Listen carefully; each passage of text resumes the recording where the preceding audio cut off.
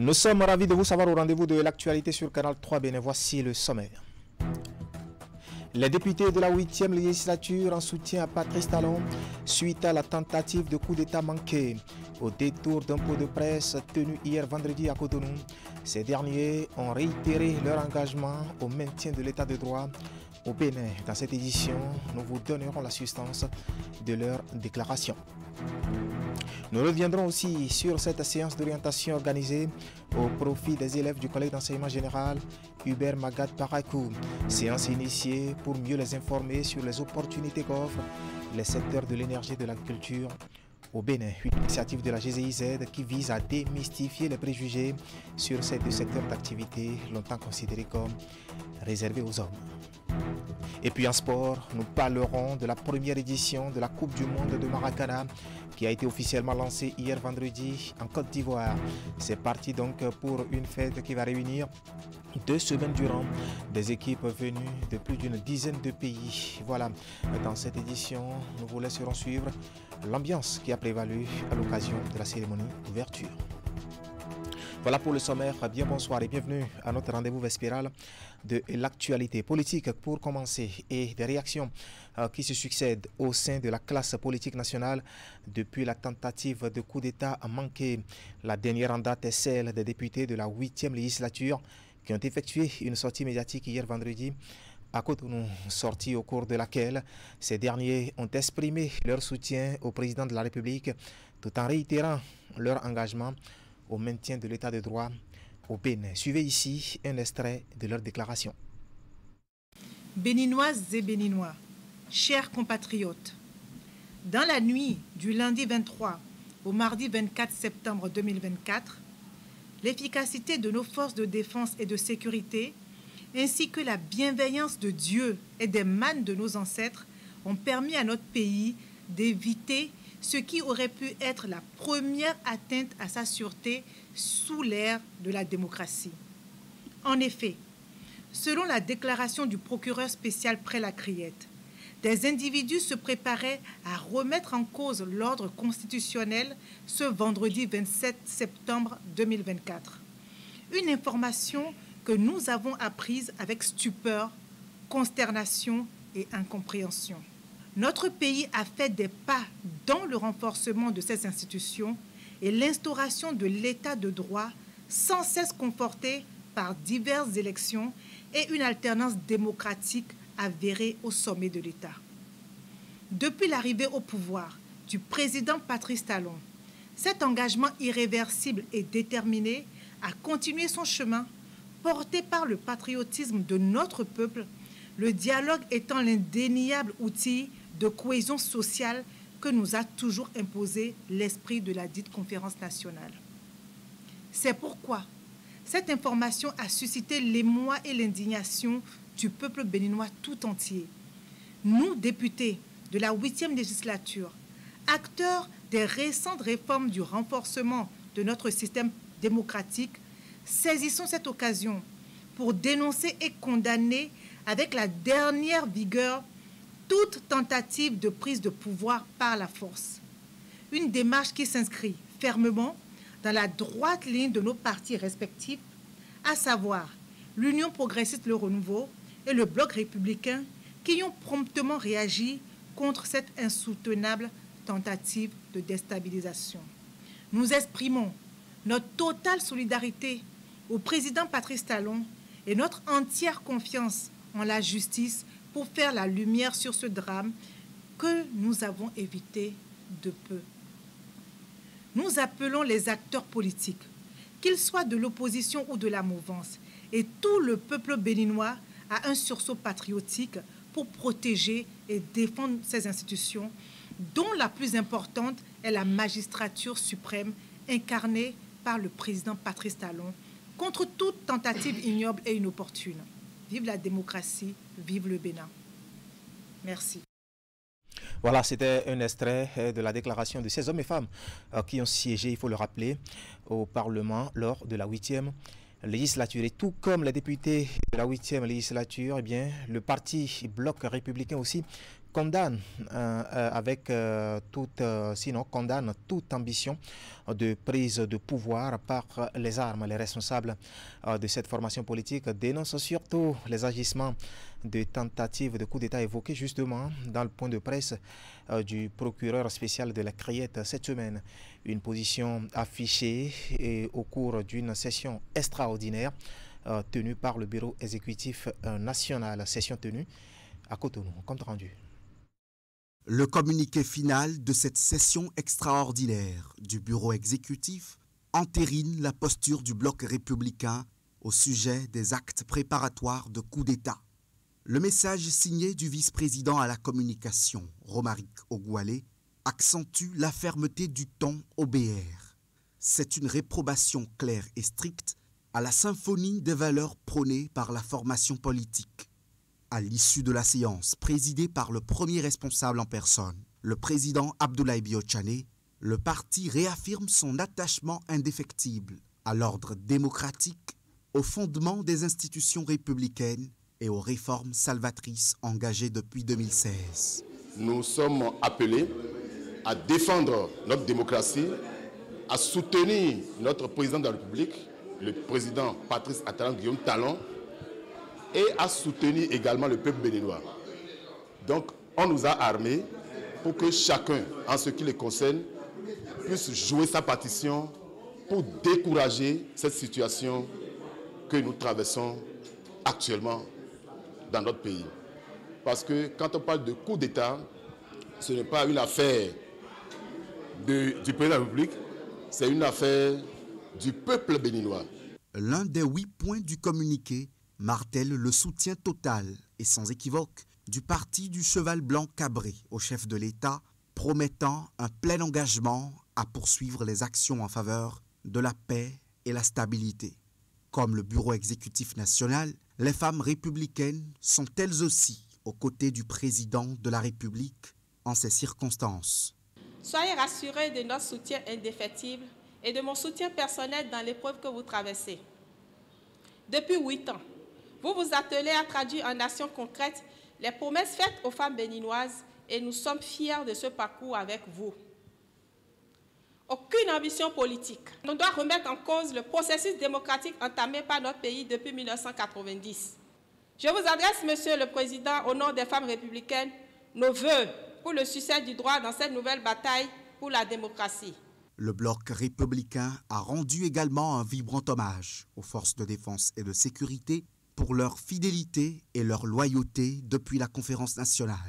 Le parti appelle le peuple béninois à la vigilance et à l'union. Voilà la position, bien sûr, du parti Bloc républicain. Justement, le groupe parlementaire Bloc républicain s'aligne derrière le bureau exécutif national du parti en fustigeant des actes préparatoires de coup d'État cités par la justice. Il s'affilie davantage au président Patrice Talon et aux institutions constitutionnelles. Voici l'intégralité de la déclaration que les députés ont délivrée hier vendredi, toujours au siège du parti à Cotonou. Déclaration lue ici par le député Abdoul Malik Seibou Gomina. Suivez.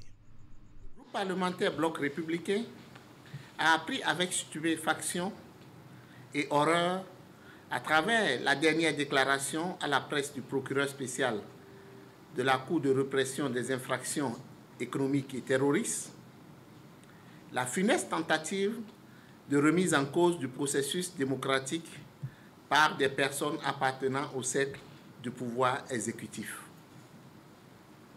Fort heureusement, l'armée béninoise a encore apporté la preuve qu'elle est républicaine et a permis de déjouer ce complot ourdi contre la marche de notre pays vers le progrès.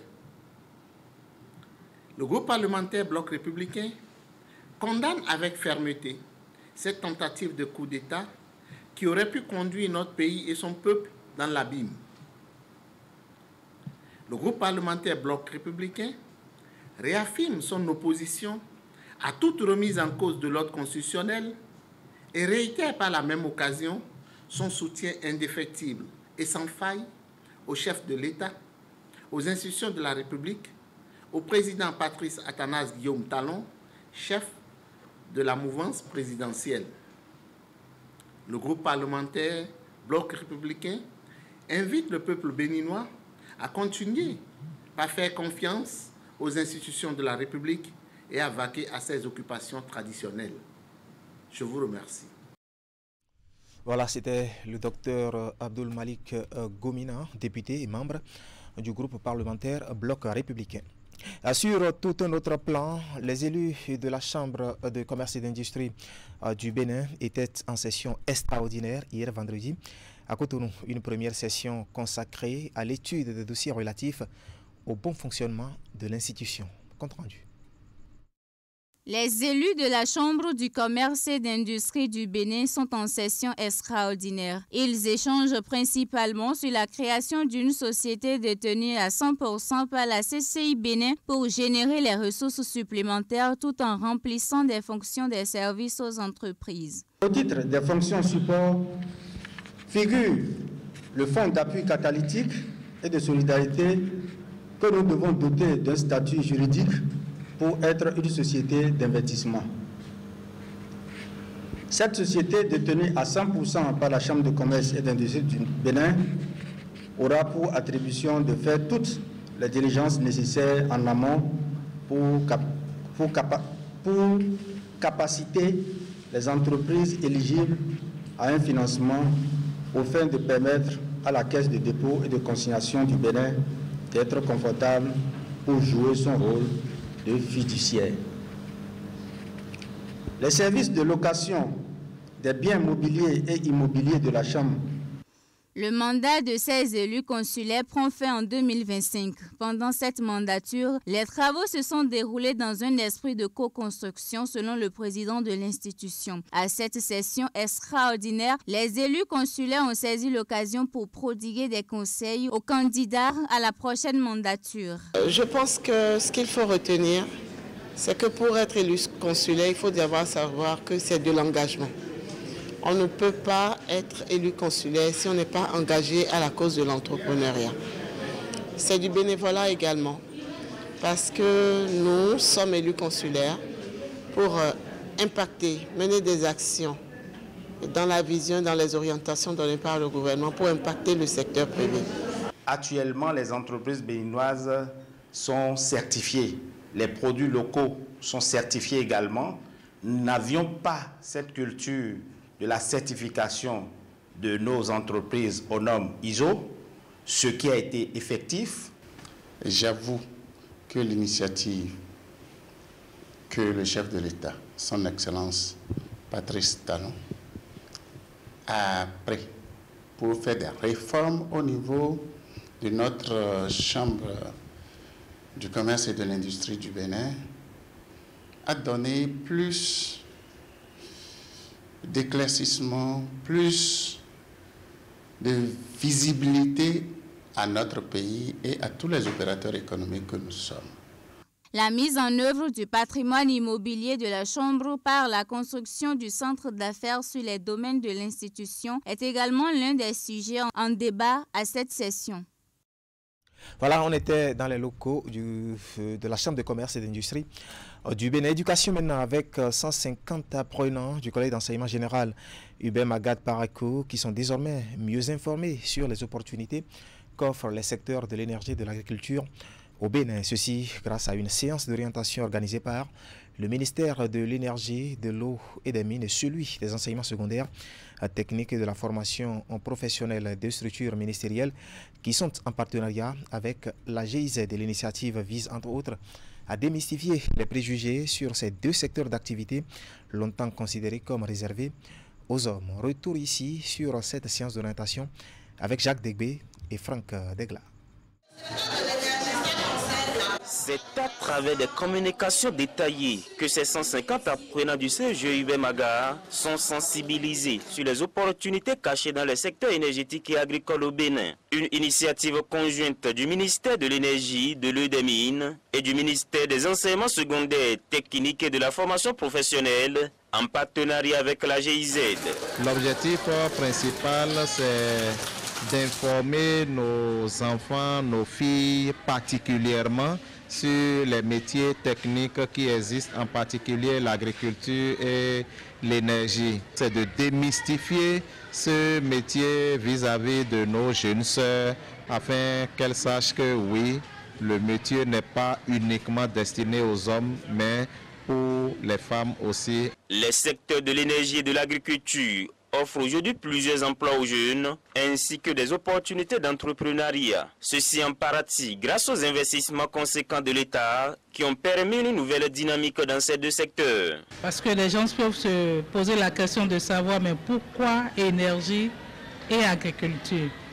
Nous comprenons aujourd'hui que pour moderniser l'agriculture et contribuer à un développement économique, il faut des équipements de haut de gamme qui utilisent de l'énergie et l'énergie sous toutes ses formes. Que les parents d'élèves aident et continuent d'appuyer leurs enfants pour qu'ils s'orientent vers les métiers techniques. Dans la stratégie nationale de l'éducation, l'enseignement technique est placé au sommet de l'enseignement pour qu'il y ait 70% désormais de formés dans les établissements techniques pour 30% des formés dans l'enseignement général. La cible constituée des apprenants de toutes les classes se réjouit de cette séance de sensibilisation. Ces élèves disent avoir tiré de grands enseignements et voient déjà leur avenir professionnel dans le secteur énergétique ou dans l'agriculture. On a compris que nous pouvons faire beaucoup de choses. Après cette séance de sensibilisation, je vais faire l'électricité et ingénieur en BTP. J'ai retenu beaucoup de choses comme comment on arrive à faire l'énergie et à quoi ça sert, et l'agriculture aussi, comment trouver des formations professionnelles, quoi. La séance de ce vendredi fait suite à celle organisée le jeudi 19 septembre au lycée Mathieu Bouquet de Parakou. Cap sera ensuite mis sur la partie méridionale du Bénin pour le même exercice. Et voilà, et dans le reste de l'actualité ce soir sur Canal 3 Bénin, les acteurs locaux et partenaires stratégiques impliqués dans la mise en œuvre du projet Emploi des jeunes pour une amélioration de la sécurité alimentaire au nord béninien. Ces derniers évaluent les différents résultats et performances obtenus. C'est à la faveur d'un atelier organisé à milieu de semaine à Djougou. Compte rendu, Abdou Sabid Rissou.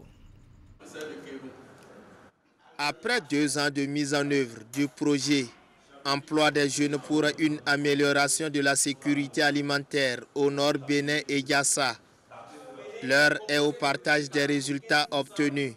C'est au cours de cet atelier que partenaires stratégiques et acteurs locaux venus des 9 communes de l'Atakora passent au peigne fin les différentes actions concrètes réalisées dans le cadre de ce projet.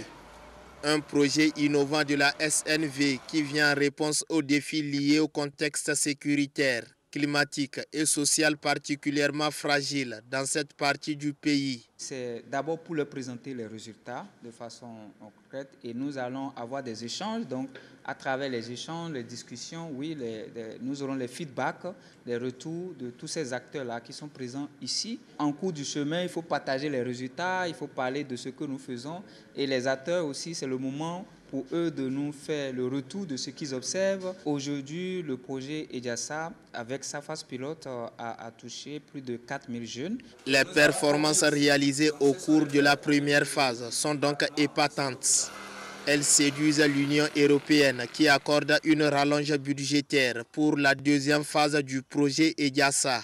Pour cette phase 2 qui est en cours, nous visons plus de 12 500 jeunes à toucher. Donc, ce sont des jeunes qui sont actifs dans le secteur agricole, mais aussi d'autres jeunes qui travaillent, c'est-à-dire dont les services impactent le secteur agricole. Et ceux-là, nous appelons les jeunes artisans ou les jeunes vulnérables, parce que les jeunes vulnérables, ce sont des jeunes que nous touchons et qui se retrouvent dans les zones qui sont vulnérables, les zones frontalières. Ce projet, dans sa démarche de mise en œuvre hautement participative, interagit au quotidien avec les services de développement agricole et partenaires opérationnels. Mes impressions sont bonnes de manière générale parce que quand on intervient, il est de bon ton qu'on s'arrête pour rendre compte, pour faire le point de ce qui est fait. Il vaut mieux ne pas axer encore permanemment notre regard sur les jeunes uniquement, mais si on peut étendre à cette quote allant de 35 à 55, pourquoi pas plus, mais en ayant soin de redimensionner les appuis. Je voudrais également profiter pour prier vraiment aux acteurs de mise en œuvre et surtout aux partenaires techniques et financiers de prendre en compte les autres communes de mon département et même de tous les autres départements parce que quand on est heureux seul, je pense que ce n'est pas un bonheur. Il faut toujours vraiment penser aux autres. Cet atelier bilan de la phase pilote du projet EGASA, outre le partage des résultats des différentes actions menées, a permis aux participants de découvrir davantage le contenu de ce projet. Voilà du sport pour mettre un terme à cette édition avec la première édition de la Coupe du Monde de Maracana, dont le coup d'envoi a été donné hier vendredi en Côte d'Ivoire. 4 différents continents sont représentés à ce rendez-vous, et avec beaucoup de pays, dont le Bénin. Les Guépards qui sont en terre ivoirienne depuis jeudi dernier ont d'ailleurs fait leur entrée en compétition ce soir face à la Jamaïque avec un succès, 2-1 obtenu bien sûr de haute lutte. Et quelques heures avant cette explication, vous le voyez sur ces images, ils se sont entraînés ce matin sur les installations du Palais des Sports de Etrècheville. Nous allons écouter ici le sélectionneur national des Guépards, Il Anon Juste Dansou, qui nous parle de l'état d'esprit de ces poulains. Nous étions prêts depuis Cotonou et nous avons continué la préparation ici. Nous avons essayé de régler les derniers détails, mais je peux vous garantir que sur tous les plans, nous sommes prêts physiquement, techniquement, tactiquement. Nous sommes prêts à affronter les Jamaïcains tout à l'heure. De toutes les manières, il s'agit d'une Coupe du Monde, donc toutes les équipes sont à prendre au sérieux. Donc nous allons aborder toutes nos rencontres avec l'humilité, du sérieux, de la rigueur. Et on va essayer surtout de ne pas prendre les adversaires de haut et jouer notre football carrément. Est-ce que vous connaissez l'équipe jamaïcaine? On ne les connaît pas, mais nous sommes préparés à toutes les situations. Quelle que soit l'équipe qui sera en face, nous avons plusieurs plans de jeu que nous allons essayer de dérouler. Voilà un saut dans l'inconnu qui a été réussi, il faut le dire, avec un succès. 2-1 obtenu face à ces Jamaïcains. Retour maintenant sur la cérémonie officielle d'ouverture, bien sûr, de cette Coupe du Monde que la Côte d'Ivoire abrite depuis hier vendredi. Une cérémonie d'ouverture que nous résume ici Candide Mouhedo.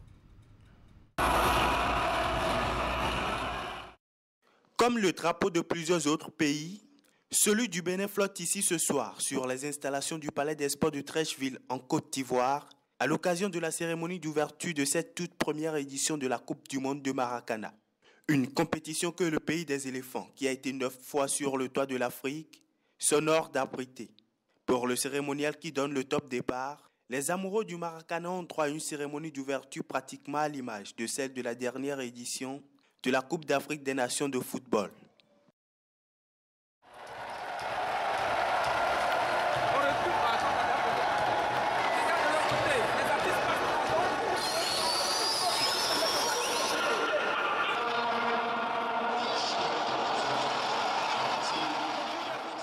Plusieurs tableaux artistiques, riches en couleurs et en originalité, sont ici offerts au public, composés en grande partie des Ivoiriens, y compris les délégations des autres pays qui ont répondu présents à ce rendez-vous. Les différentes prestations artistiques partent sous le regard admiratif et savoureux de ce public impatient de découvrir les différentes performances des équipes sur les aires de jeu pour la compétition qui se déroule du 27 septembre au 7 octobre 2024.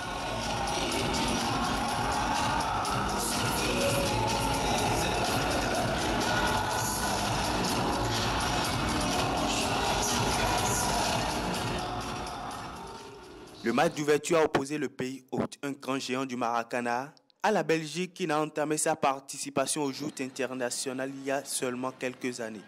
Une rencontre qui, au-delà des attentes, a été très intense et âprement disputée entre les deux nations.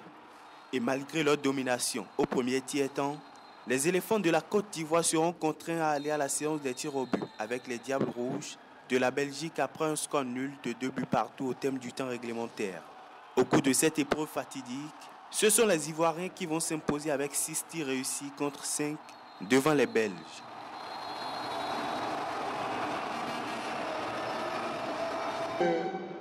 Nous avons tout donné à l'entraînement et quand nous sommes arrivés, peut-être que c'est la présence de nombreuses autorités, mais je pense que le stress en aime pour quelque chose. Sinon, on n'a pas joué notre jeu habituellement. Sinon, concernant l'équipe belge, quand nous les avons vus déjà, nous savions que ça allait être difficile. J'ai même été surpris par la prestation que nous avons eue.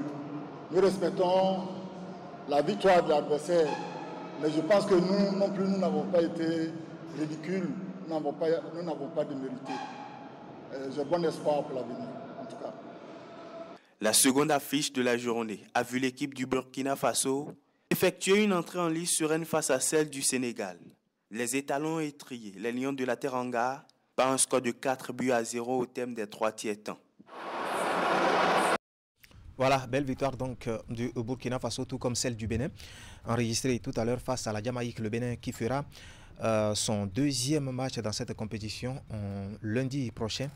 Voilà, et nous allons revenir sur les résultats. Ce sera tout pour l'actualité ce soir sur Canal 3 Bénin. Toute l'équipe technique et celle de la rédaction qui m'accompagne vous remercie de nous avoir suivis. Restez en compagnie de nos programmes. Moi, je vous retrouve demain dimanche, si Dieu nous prête vie. Bonne suite de week-end à toutes et à tous, et à demain.